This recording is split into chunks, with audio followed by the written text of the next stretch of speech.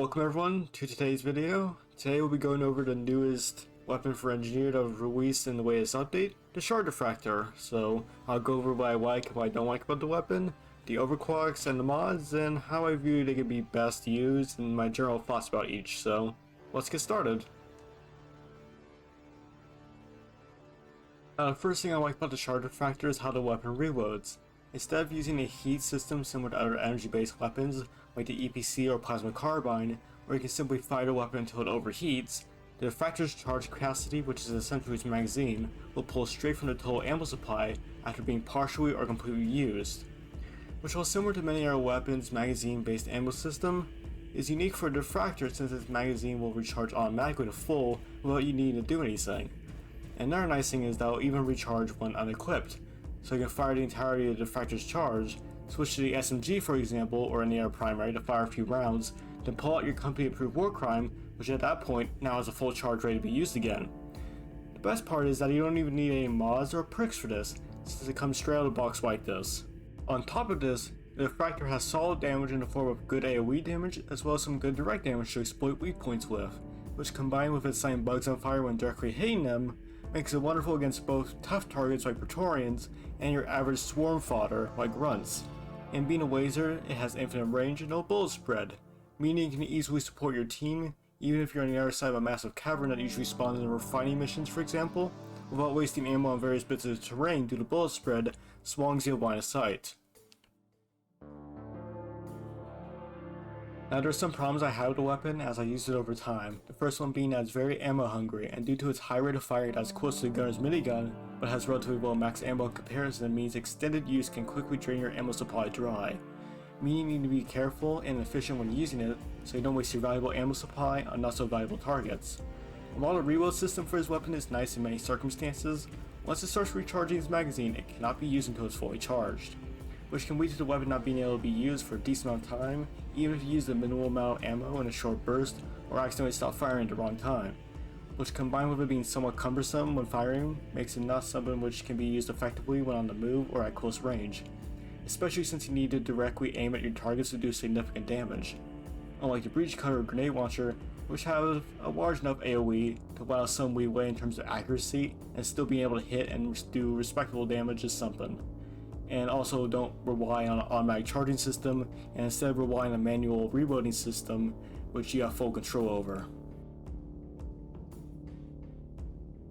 So let's start talking about modifications, arguably one of the most important parts of any weapon, so let's start from the top and I'll just talk about how I feel about each. So tier 1 we have impact splash and increased energy density, so this is basically just a +2 increase to area damage and direct damage respectively. So obviously area damage is a lot better against chaff, swarmers, grunts, basic stuff like that. It's quite nice since once you fire the weapon and the laser hits either a bug or terrain or anything really, within a small area, and you see the effect radius right there is 1.3, so within a 1.3 meter area of where the laser hits, like anything, like bugs, terrain again, anything within that area will take area damage, so again, having +2 damage is pretty nice. It's just helping to clear out grunts, swarmers a lot faster, and it can actually be somewhat decent against mech terror if you get them to clump up somewhat, so yeah, quite nice overall, very good against chaff, and if you want to clear stuff out fast.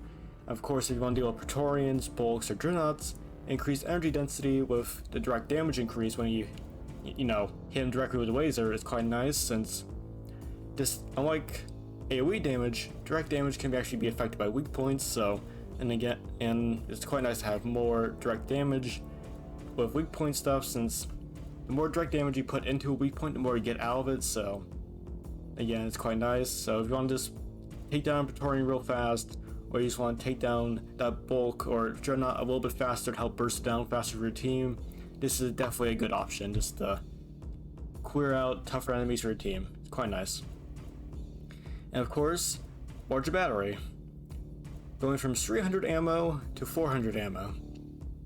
Pretty good, given that many missions are usually quite long, especially on higher hazard levels, and especially deep dives are quite long, and very often you may not have enough nitra to constantly call down resupplies, so having a higher max ammo is pretty good, just so you have a good amount of ammo when you start, as well as getting a lot better boosts for your ammo from resupplies, since they give you 50% of your max ammo whenever you do a resupply. So instead of getting 150 ammo from a resupply, you get 200, which is an extra magazine and can definitely help over a long run in deep dive or longer missions. So quite good for a general build that just needs to get the gun working and keep it working. So quite nice overall. On to tier 2 modifications, we have soft tissue disruption with a 33% increased weak point damage, which is pretty good overall. Quite nice, yes, very nice.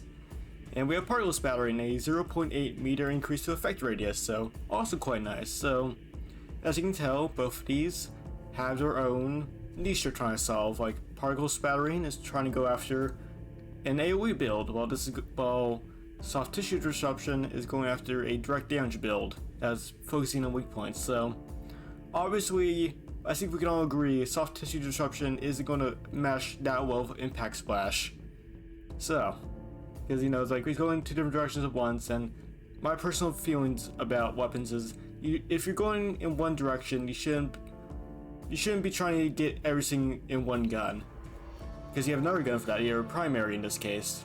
So if, for example, you have SMG and you have built it for AoE, which I have, it'll make more sense for me to go increased energy density and soft tissue disruption, because then I can build into a DPS, like a single entity DPS weapon instead of another AoE weapon. So again, it's like, instead of of doing particle spattering and increased energy density, which don't mesh that well. So yeah. So overall, I would personally agree that soft tissue disruption should go best with increased energy density, just to make it more effective, because again, this boosts direct damage when you hit a weak point, and this also boosts damage when you hit a weak point, because the more damage you get into a weak point, the better, and of course you can just get a better multiplier with it, so quite nice. And AoE is always good with better AoE damage, so yeah. But of course you can always have larger battery and make these work both. Like, these both work with more ammo, because more ammo is just good. So, and plus these two aren't that noticeable. Like they're good, but ammo can easily be used, and these are both fine with ammo. So basically, take AoE with AoE, single target DPS with single target DPS, but these both can go well with ammo. So yeah, just make your decision on what you want this weapon to do, and make your decision and your mod choices on that. So yeah, just go with it. On to tier 3 modifications. First we have aluminum foil DIY, which doubles the magazine capacity of the base weapon, which is pretty good. And we also have open structure battery, which halves the recharge time by half. So recharge time is pretty good. Whenever you partially or completely use the magazine, it needs to take a moment to recharge, and during that time you can't use the weapon. So cutting that time by half and allowing you to get the weapon back online quicker is quite nice, especially if you need to fire the weapon, then stop firing for a second, then have to go onto another target to fire again. It'd be very nice to quickly recharge it, so very good for that.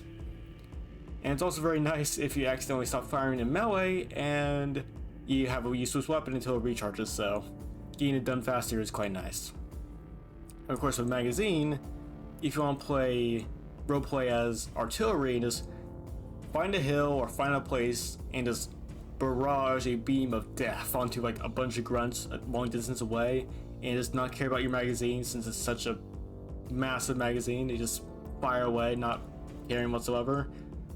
This is very nice. So overall, I would say open structure battery definitely supports a more mobile build in terms of like constantly moving, firing, being offensive, and just being mobile when you're firing this weapon. While aluminum foil DIY kind of more encourages a more stationary playstyle, where you have a massive magazine and you just fire into a swarm of grunts, Praetorians, and just waste everything and just keep on firing until everything's gone. So again, just pick whatever you want. It's more of a preference. It's more of a preference than anything else. So yeah, just choose what you want and whatever fits your playstyle more, and just go with it. So both of these are pretty good in their own right. So yeah, just preference. So pick what you want and just go from there. On to tier 4 modifications. So normally a Shard Diffractor, 25% of the direct damage will be turned to heating. So this thing can't set enemies on fire when they get directly hit by the beam, but with the high intensity heating mod, that 25% goes to 100%. So this thing sets fire good. Like, this thing burns good. So this is very nice, obviously, because it allows you to basically just set fire to a lot of stuff real fast and be a lot more efficient with it. So quite nice, and it allows you to be more ammo efficient if your main goal is to set stuff on fire. While Nitrogen Vaporizer gives you an extra 400% armor breaking potential. This thing becomes an armor cracker with this thing. This one will break through Praetorian armor, Grunt Guard armor like it's nothing. And it's very nice to help your team as well as you get better views on weak points, as well as the Screamer of armor, so less bullets are being wasted on heavy armor, or partially, the damage will be reduced if you hit light armor, which if you get rid of the armor won't happen. So it's just very good to Screamer of armor and gain more efficiency out of each bullet, since you're not messing with armor, just because the armor's gone, it's gone. So it's, pretty good with that. So both of these are preference mostly, because they can they can work in either role as a DPS, like single target DPS, direct damage build, or AoE build. But definitely high intensity heating definitely leans more on the AoE side, because comparatively, grunts take a lot more damage because they have a lot less max HP than a Praetorian. They'll take a lot more damage compared to a Praetorian when it comes to fire, since, fire doesn't burn that much health off a Praetorian, but it burns a lot more health off a grunt in comparison. So heating is very nice against grunts. It allows you to get some temperature shocks off if your team has some form of cryo, like freezing weapons of any kind. It's very nice for that, to get easy temperature shocks off. Very nice. And Nitrogen Vaporizer is always nice, just to break off pieces of armor. Allows your direct beam to hit flesh and all that stuff a lot easier, and allows your team to hit flesh a lot easier because it just breaks through armor. So quite nice overall. Choose what you want. It's mostly a preference thing, but either way you can't go wrong, and both are pretty useful in whatever role you put them in. So yeah, choose what you want and go from there. Finally, on to tier 5 modifications. Now with every weapon, tier 5 modifications tend to be a bit more powerful and interesting than the rest of the modifications usually. So yeah, it's no different here. So first off, Hydrogen Rupturing. 33% increase in damage against enemies that are affected by the debuff of electricity. So if it's electrified, 35% damage added. Just no questions asked. There, you have it. And it just goes from there. So very basic. Of course, you need to set up the electricity damage and get them to get the debuff, which based off your build can be a little bit troublesome. So in this case, I would recommend having the SMG, the electrical SMG, because that can easily set off a lot of electricity debuffs real fast if you mod it correctly. So that's a good setup, but of course you just need to set it up. So if you're not the best at setting it up like me, because I'm an idiot half the time, this may not be best for you. But if you're able to set up stuff just fine, or have a team that has electricity debuffs within their loadouts as well, this can be very nice, as 33% damage is pretty good. So quite nice overall if you get it working, especially if you want to just pump damage into a Praetorian or Dreadnought and just take down as much health as possible. Next on the list of tier 5 modifications, we have Biomass Converter. Now this is kind of like the modification for minigun, where every kill cools down your minigun and allows you to fire longer, but this thing doesn't have a heating mechanic. So instead, from what I learned, because I had to actually mod the game to get like a lot more enemies in the game, because I just couldn't really get a good feel of how much this helps. From what I can tell, every kill gives you 1 ammo in your active magazine while you're firing, which is alright. It's okay.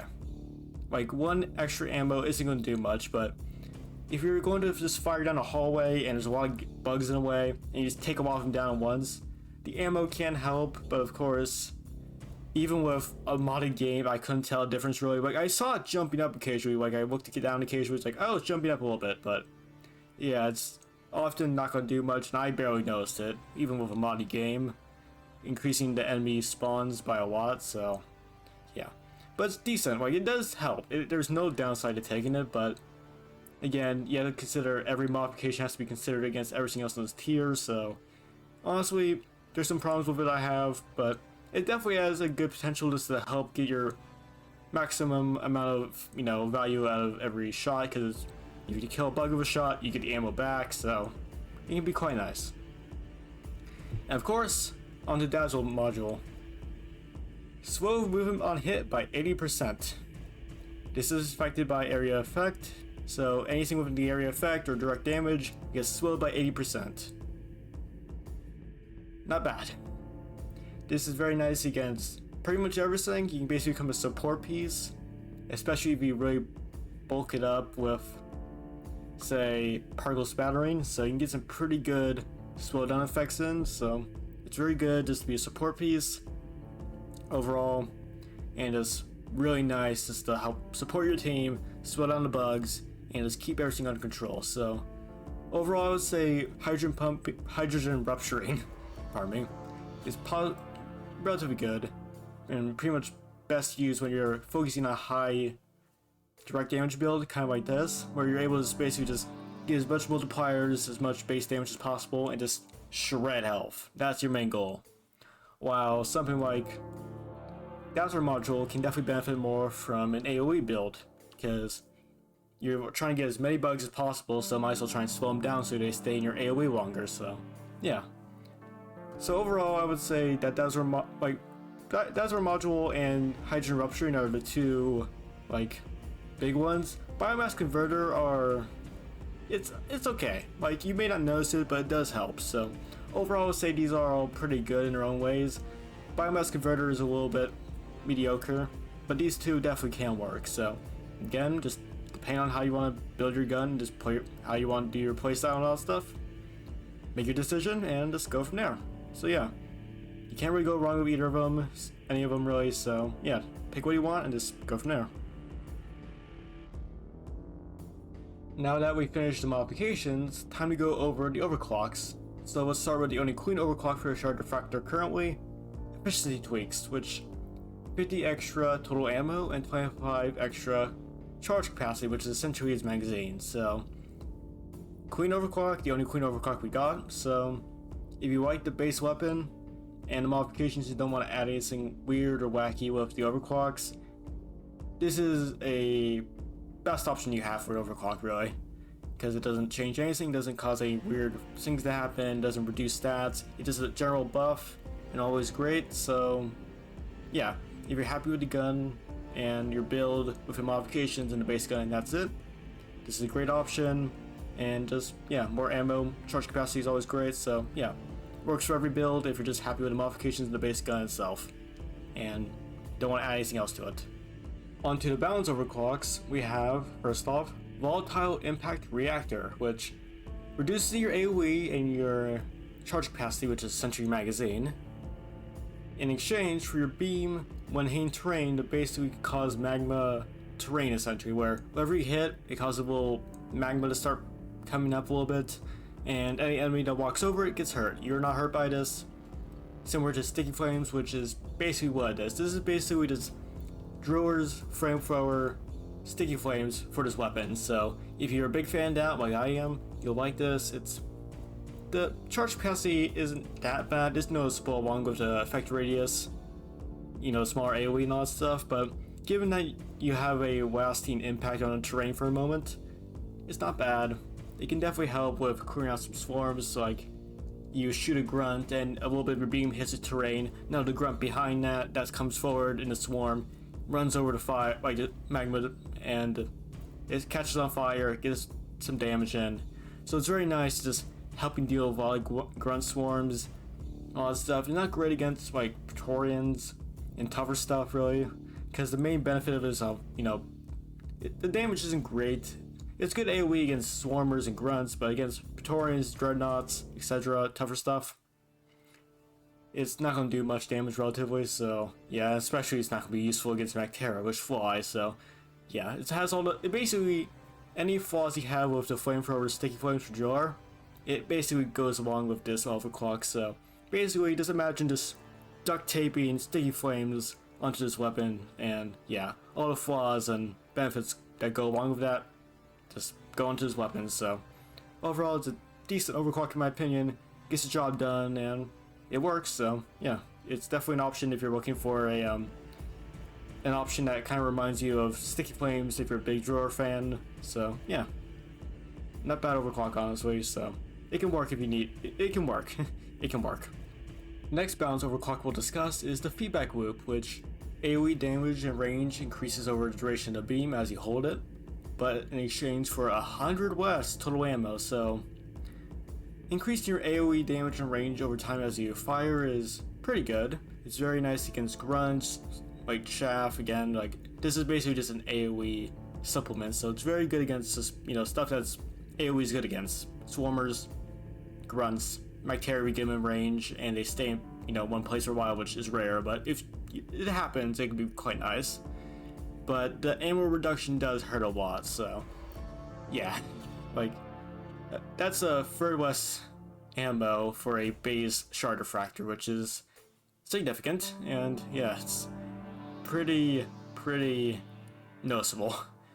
Especially since you may not occasionally notice the AoE damage and range increasing sometimes, so I definitely noticed that in some cases, so it may be a little bit too little of a benefit in terms of, compared to the much more major costs. But if you want to be a decent AoE build, but you don't want to sacrifice too much, or you don't want to, if you want more bang for your buck in terms of AoE, this can definitely help. So it's not bad overall, but you need to be careful about how you use the ammo, and if need be, you may need to, we pull up here, you may need larger batteries, so to help supplement and replace the negative 100, set it back to neutral in terms of ammo, so you may need to do that. So yeah, so pretty good if you want more bang for your buck in terms of AoE, but you may need to supplement more ammo into your modifications instead of the increased splash damage, or you just go full splash damage, just go full damage. So yeah, but yeah, it's definitely a interesting idea, and yeah, great for AoE, but just be careful with the less ammo because it can cost you and you can run out of it pretty fast. On to the next balance overclock, automated beam controller. So it increases discharge by 4, so rate of fire increased by 4, and reduces recharge rate by a little bit, so 0.2 seconds is not bad, while also giving you an extra 100 extra max ammo. So it's basically the mod in the tier 1 mod for ammo built into this overclock, which is quite nice. However, there's some negatives we'll have to discuss, being that this is a balance overclock. So first one, and the most pressing one, beam continues firing until capacitor is fully discharged. So once you fire this gun with this overclock, the beam will not stop until the magazine, or charge capacity if you want to use exact terms, is empty. Now, you may say, wait, I can switch weapons in between firing, I can do a bunch of actions and controller stuff, and that cancel the beam, while it's mid-firing. Yeah, you can, and the game knows that. When we read the description, manually interrupting the beam stresses the capacitor, resulting in the loss of some of the remaining charge.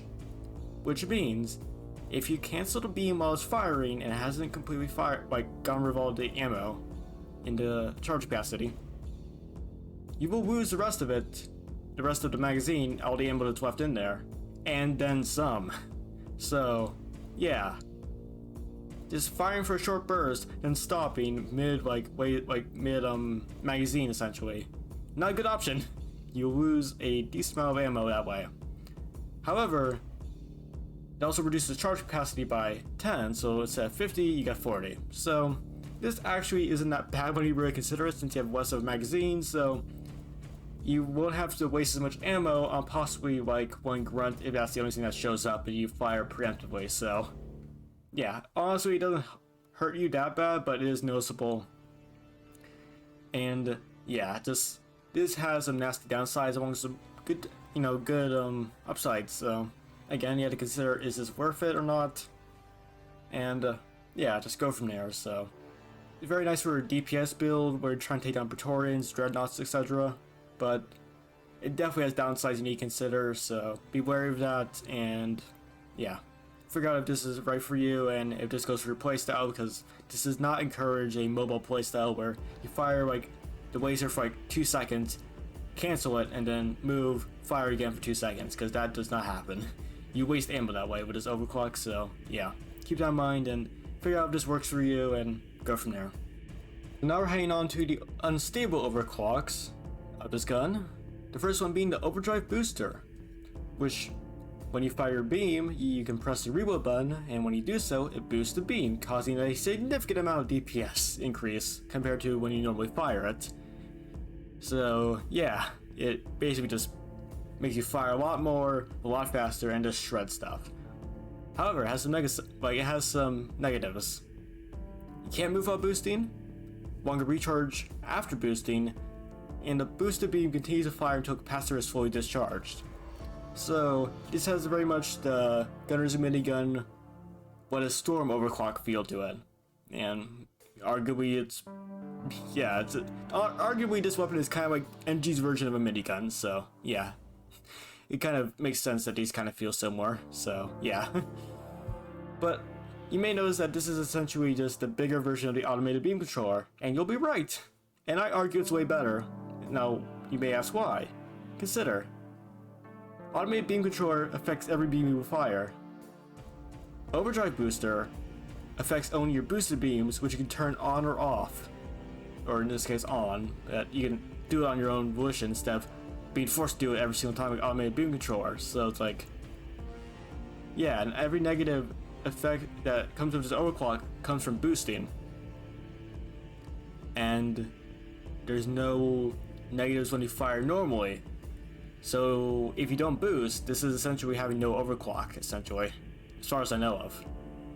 Now, of course, manually interrupting the boosted beam stresses the capacitor, like, you know, automated beam controller, so it's pretty much the same thing as that. So you can't, once you boost, you have to commit to it, but arguably this thing just goes through the charge capacity so fast that just bursts stuff down, and you don't really need to worry about canceling it, because by the time you fire it and you kill the target you're going after, it probably already ran out of charge already. So it's like, yeah, it's like you don't really interrupt the beam as much compared to automated beam controller.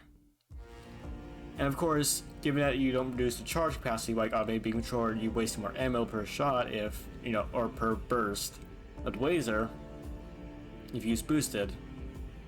If you kill the target, you still have some ammo left, but considering the fact that this has basically no downsides compared to our good friend automated beam controller when you're shooting normally, this is basically just a nice oh shit button. See a Praetorian? Kill it. Press the oh shit button and it's dead. See a Spitballer? Hit the oh shit button, it's dead. So yeah, I doubt this will be like this forever, but yeah, pretty good. And I'm pretty sure unless you add some pretty strong negatives, even more negatives, I'm pretty sure this is still a very good overclock that is a good oh shit button. You see something big, burn it down, run away. So yeah, pretty nice overall. Great for single target DPS, and just great overall if you just want to make sure you say screw this Praetorian in particular, or screw this Dreadnought in particular, and you just go with it. And yeah, it's quite nice if you want to sync by that logic. So yeah, nice overall. Now on to the final overclock and the final unstable overclock. We have Endothermic Explosion. Shooting platforms from your platform gun doubles the AoE range and damage of your weapon, which is quite nice. Uninterrupted impact of plasticrete triggers an explosion after some time, and it's, you know, at the cost of small reduction ammo. 50 total ammo in total is reduced, and a 0.8 second penalty is added to your recharge time, so it's a bit longer. So yeah, a lot to unpack here. So shooting platforms doubles AoE range and damage. That's pretty nice when you really consider about it, since if you just shoot a platform down and then the bugs walk over it, and you know, you shoot a platform in front of a swarm, they walk over it, you shoot the platform, and sure, it's 1.3 area of effect for a normal, for like a base Shard Diffractor, but if you add particle spattering, 2.1, and that's double, so that's 4.2 area, like effect radius. that isn't bad. And considering that very often you're going to be doing this in the middle of a swarm, that could be quite nice. Especially if you also consider Dazzler module, which also slows everything down in the area effect. So you can basically just slow down a decent amount of a swarm, or probably all of it in some cases if it's a small one. And yeah, it can be quite nice. Also, we also must consider the other part of it. Uninterrupted impact of plastic triggers an explosion. So after some time of just you shooting the beam uninterrupted, it will explode, dealing pretty solid damage to all bugs nearby. And as of this current of my current testing, it does not inflict friendly fire, but I'm not sure about that. So maybe in the future, friendly fire for the explosion may be enabled, but I'm not sure about that. So be aware of that. But this does no friendly fire and does a pretty good amount of damage. It basically just shreds grunts, swarmers, and does a hefty amount of damage to Praetorians. So it's quite nice. And yeah, it's very nice overall. Just if you just fire a plat in front of a swarm, they walk over it.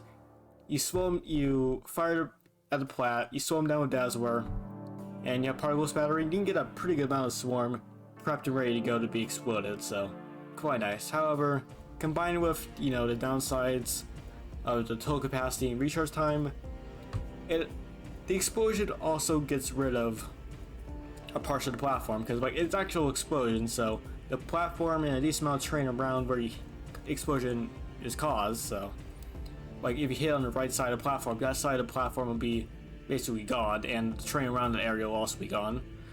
So you may need to replace platforms if you use it extensively.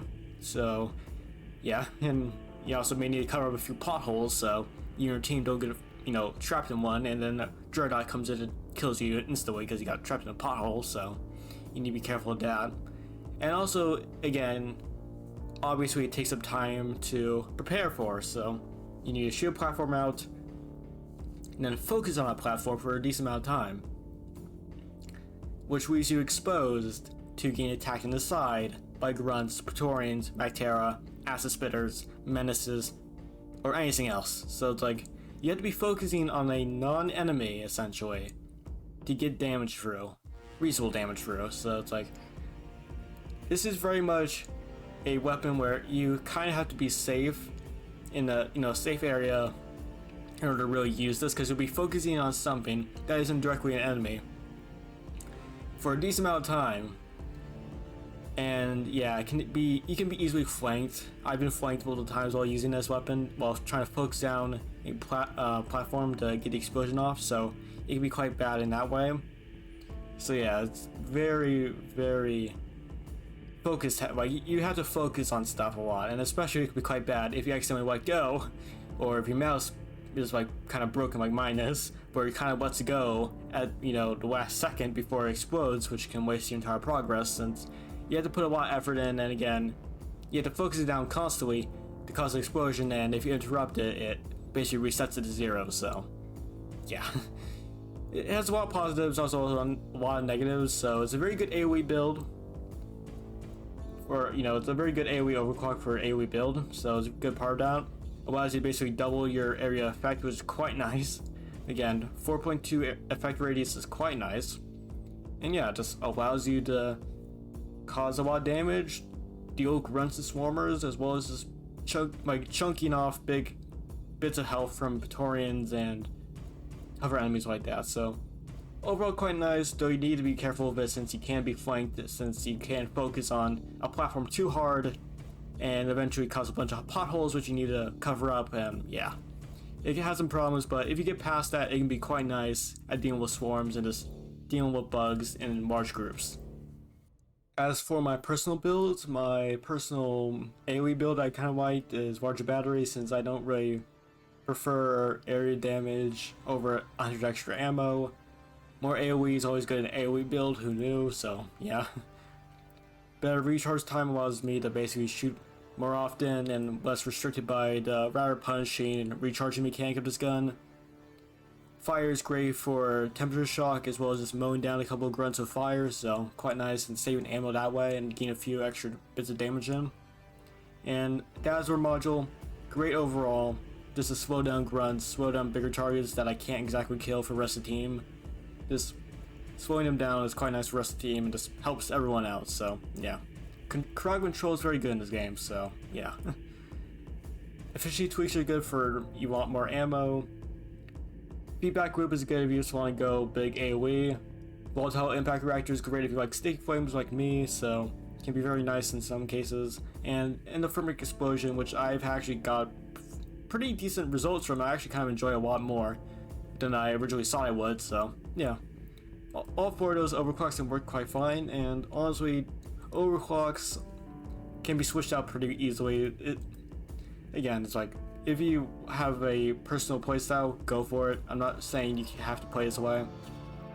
If it works for you, we're perfect. Go for it. But yeah, personally I think overclocks aren't, like, you don't need to change your like build too much, since they usually either go DPS or AoE, so usually your build, like, there's usually a better choice for DPS and AoE respectively, so it's a pretty easy choice on what you want to do most of the time. So, speaking of direct damage, personal direct damage build, I would also go for larger battery, and there's a little bit more case for direct damage because you get more damage out of weak points, but I think 100 extra ammo is still too good, so yeah. Weak point damage bonus is always great for direct damage build. Recharge time is always great if you need to quickly fire on something, and then you turn off your beam, then something else pops up, you need to quickly fire on that, so yeah. Quite nice if you just need to constantly set out bursts and you accidentally stop the beam, and yeah. Best to stop the recharge mechanic as much as possible since it can be quite punishing. Armor breaking is always nice, great for Praetorians, great for grunts, great for grunt guards. Basic grunts are just dead anyway, so. But yeah, great for gamer of armor, helps the team out a lot, shoot weak points, and just makes them a lot more efficient since you don't waste as much ammo on armor. And of course, you can go big damage if you want to be like bursting down Praetorians, dreadnoughts, etc. with electricity. This could be quite nice. But personally, I like Dazzler module still. Slows enemies down, helps the team out a little bit, and helps keep dreadnoughts, Praetorians, and bulks in place while I shoot at them, and just helps out a lot, just causing just as much damage as possible. So yeah, quite nice just to hold stuff in place. And again, efficiency tweaks and our good friend Overdrive Booster and Beam Controller, all quite nice. And personally, I like Overdrive Booster because I kind of like really like this one too, which surprising since I've kind of like these extreme versions of these two, but I guess it's because they're so extreme in one direction, they just do their job too well, so yeah. May expect a nerf somewhat soon, but they're both good, and this is my rough build for DPS base build. So again, playstyle, if it's different from mine, go for it, and yeah, just find what you enjoy and just go for it. So if you like it, perfect, go for it. So yeah, but these are my general builds and just general ideas, so mess around with them as you wish and try and find out something you like, and yeah, just go from there.